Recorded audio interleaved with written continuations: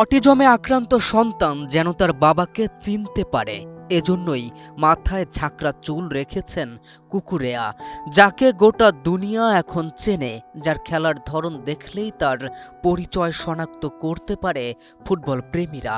তাকে মাঠে বিশেষ কায়দায় চেনাতে হয় নিজের সন্তানকেই। দুনিয়া নির্দয়, এখানে কেউই পরিপূর্ণ সুখী নয়।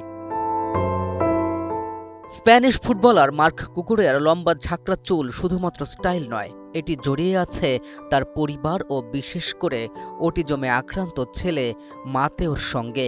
কুকুরেয়া ও তার সঙ্গী ক্লাউদিয়া রদ্রিগেজের বড় ছেলে মাতেও মাত্র ১৩ মাস বয়সে অটিজমে আক্রান্ত হিসেবে শনাক্ত হয়।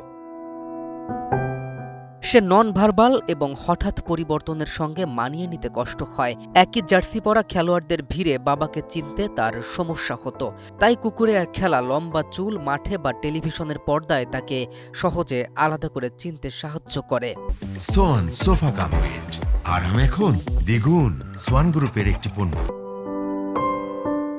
গবেষণায় দেখা গেছে অটিজমে আক্রান্ত অনেক শিশু মুখের সূক্ষ্ম বৈশিষ্ট্যের বদলে চুল, চশমা বা শরীরের অবয়ব দেখে মানুষ শনাক্ত করে। কুকুরেয়া আবেগঘন কণ্ঠে বলেছেন, অর্থ সম্পদের চেয়ে সন্তানের সুস্থতাই তার কাছে অনেক বড়।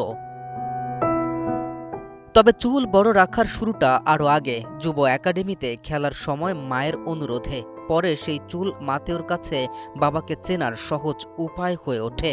কুকুরের ভাষায় একজন বাবা হিসেবে ছেলের পাশে থাকাই তার জীবনের সবচেয়ে বড় ট্রফি। যে কোনো মূল্যে বাবা খেলবেন মাঠে, ছেলে যাতে বুঝতে পারে বাবাকে দেখে বাকিদের মতো ছেলেও যেন গর্জে ওঠার সুযোগটা পেতে পারে। K M Rafin, news 24।